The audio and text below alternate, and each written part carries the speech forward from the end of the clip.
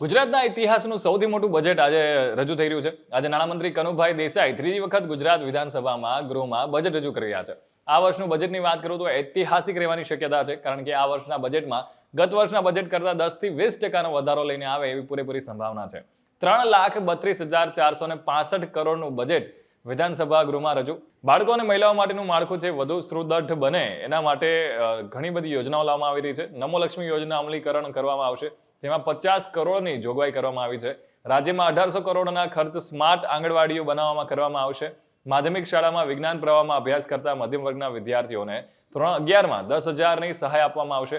Cancer માટે 600 કરોડનો નવો પ્રોજેક્ટ અમદાવાદમાં કેન્સર સોસાયટી માટે કરવામાં આવશે. આદિજાતિ અને પછાત વિસ્તારમાં સેન્ટ્રલાઇઝ કિચન પણ બનાવવામાં આવશે. સરકારી અને ખાનગી ગ્રાન્ટેડ શાળામાં ધોરણ 9 થી 10 લાખ વિદ્યાર્થીઓને વર્ષે 10,000ની સહાય આપવામાં આવશે.